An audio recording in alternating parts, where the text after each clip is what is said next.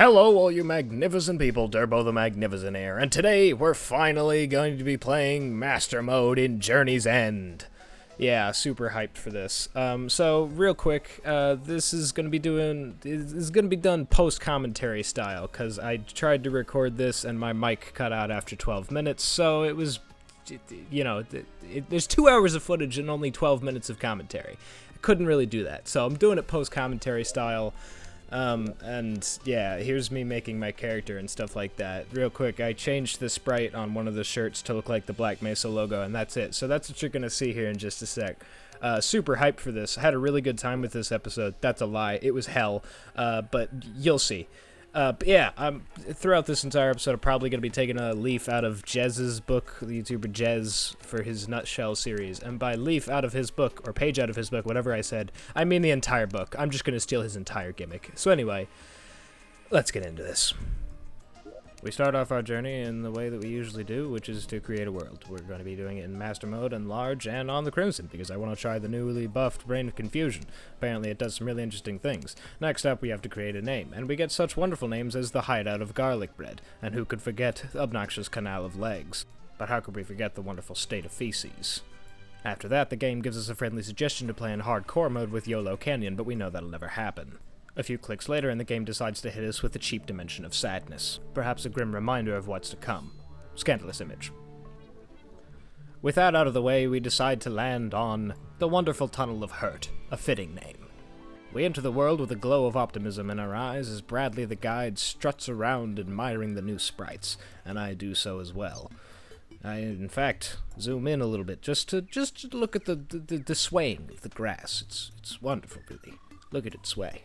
Oh, beautiful. I am then immediately assaulted by a green slime, whom I swiftly dispatch with my newly aimable short sword. Look at this thing, it's amazing. By the way, check out these awesome inventory resprites that I made. You can't have them because they're not available for download yet, because they're not quite done. So for now, just admire them in quiet jealousy. Bird explosion. After that, I decide to craft my own personalized mask that the devs gave me. Just kidding, it's a wooden helmet and I just resprited it.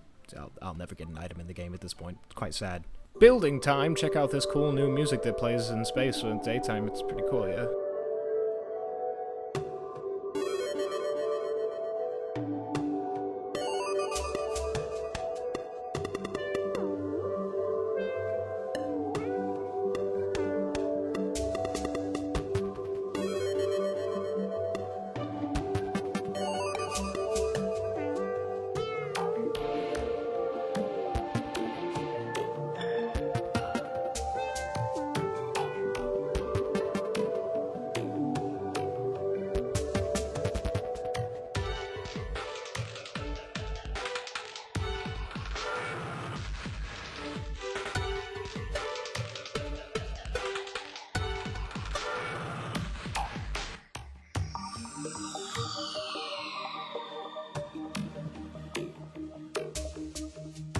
Definitely didn't die here. I don't know what you're talking about.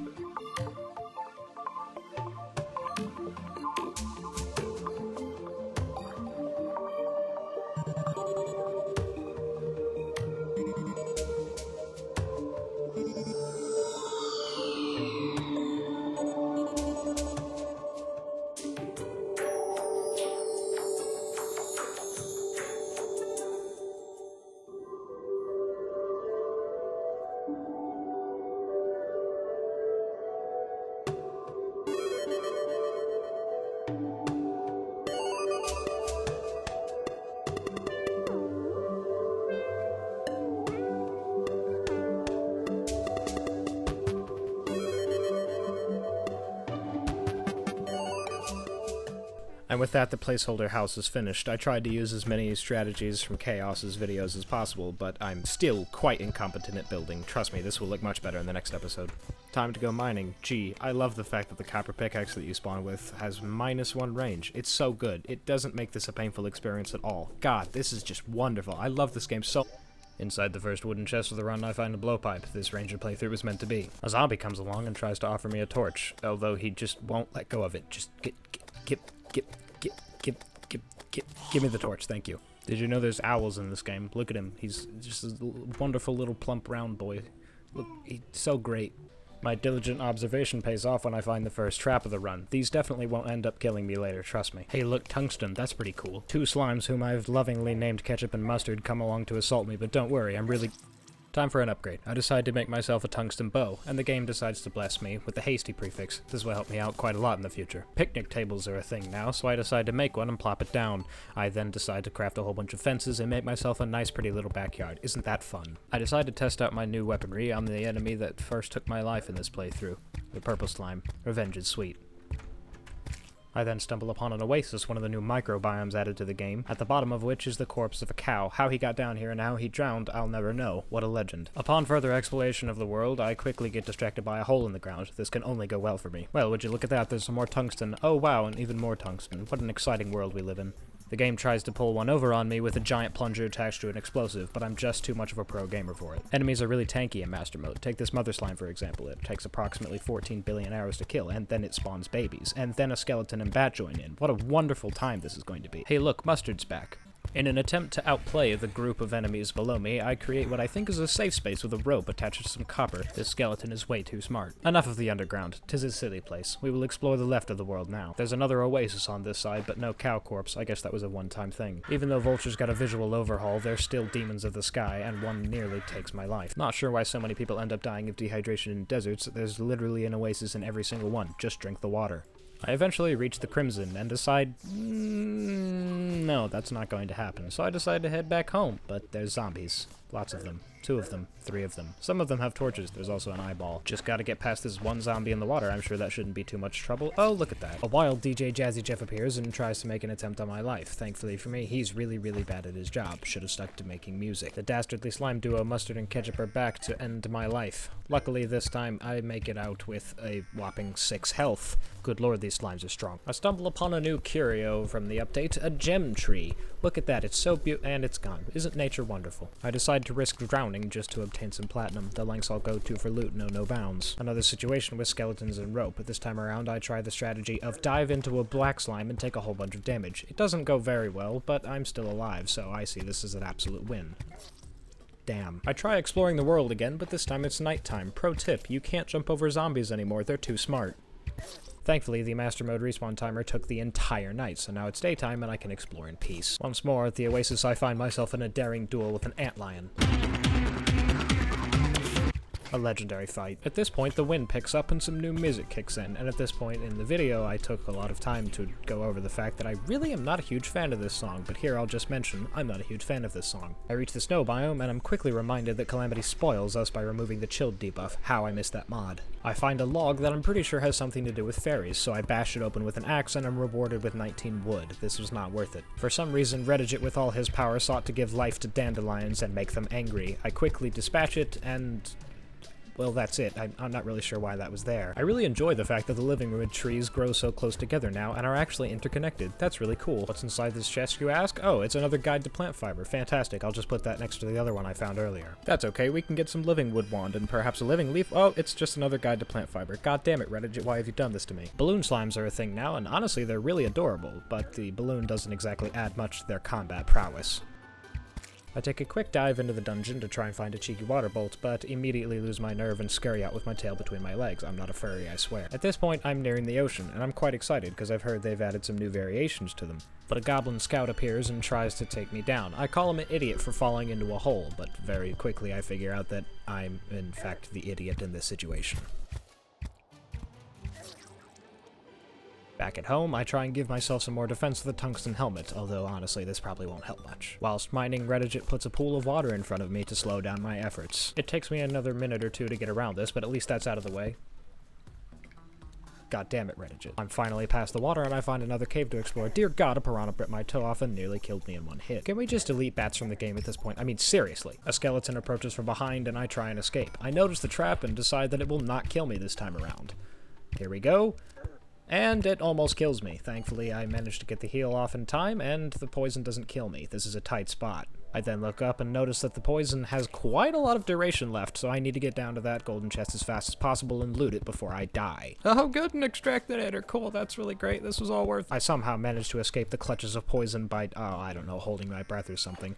With my newfound life, I decide to go back and mine down that diamond tree. Good golly, isn't nature wonderful? While simply minding my own business and trying to get some silt, a black slime comes along and assaults me and instantly kills me. Dear God, why am I so bad at this game? Pro tip, you still can't jump over zombies. They're still too smart. No, seriously, you can't jump over zombies anymore. Please stop trying it. I somehow make it home, and I'm now the proud owner of a platinum pickaxe. Take that, inanimate mine. Dear God, why have they never sped up extractinating? I mean, look at this. It should not take this long to take stuff out of dirt. Back to the mine for some more silt, a fairy finds me, and I decide to follow it to see what it will lead me to. After I remove the evidence of an embarrassing death, the fairy decides to start leading me towards some more loot. Oh, goody, what could it be? Perhaps it'll be a heart crystal, or maybe...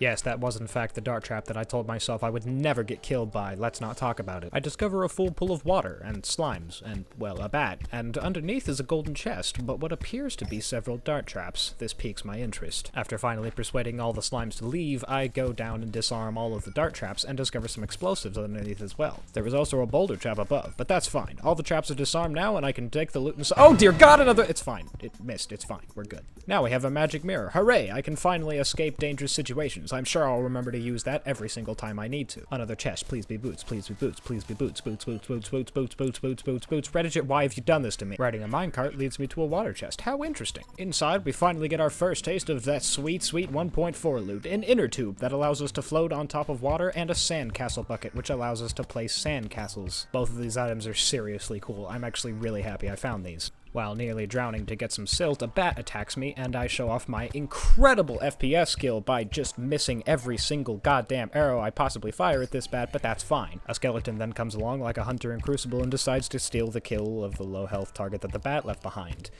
Why am I so bad at this? More extractinating. Back to my resting place, I find the exact same bat and the exact same skeletons lounging around. Well, the bat's probably different, but the skeleton is the same because he's low on health and he's stolen my money. I decide to get my revenge after I've healed up, of course. Take that, you communist bastard. I assume he's communist. Who else would steal my money down here? More incredible aiming from yours truly almost ends in another death, but thankfully I come out the victor this time. Nature really is beautiful, isn't it? That ruby tree apparently belonged to this bat. Whilst enjoying a nice little swim, another fairy appears, and decides to lead me up to where I already was. Where could he be taking me? Oh wow, a heart crystal. That's actually really great. Thank you, fairy. I mine the heart crystal, and the fairy explodes in excitement.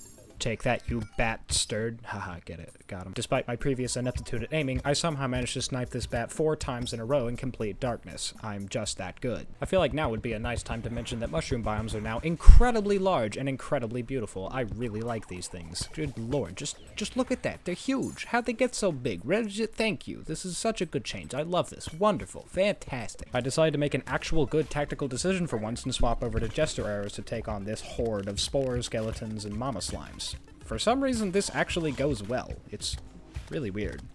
I think I'm actually getting good at this game. Please help. After that frankly incredible display of skill, I stumble upon 2 entire topaz trees. Isn't nature beautiful? Wow, it's so great looking. Oh good, another dead end. Let's just mine through this wall. Is that a salamander? Screw this, I'm out. So, I suppose that's gonna go ahead and do it for the first episode of the Master Mode playthrough. I don't plan on doing any of the other episodes in this sort of style. It was kind of fun to record, but honestly, I don't want to have to deal with this again. This took way too much time to edit together, even though it was honestly pretty simple, all things considered. But yeah, I'm not going to be doing things like this. They're all just going to be in my regular style from now on, unless for some reason it's a completely unanimous decision that everyone in the comments section and every single viewer ever likes this style more. Maybe I'll continue it, but honestly, I don't know if I can continue it, because like I said at the beginning, I totally stole this entire idea from a different YouTuber, so, but, well, you know what they say, originality's just hiding your sources, and I haven't hidden my sources, so this is entirely unoriginal. Yeah, anyway, I'm super excited to play more Master Mode. This is really awesome. I'm gonna continue this series, even though my community message was filled with doom and gloom. I don't actually, it's gonna continue. It's gonna happen, it's gonna be a thing. I just gotta get over it and stop freaking out and being so easily depressed by things. But yeah, you know, we'll get over it. Anyway, that's gonna go ahead and do it for the first episode of the Master Mode playthrough. Thank you all so much for watching. Hope y'all have a magnificent day. Derpo the Magnificent out.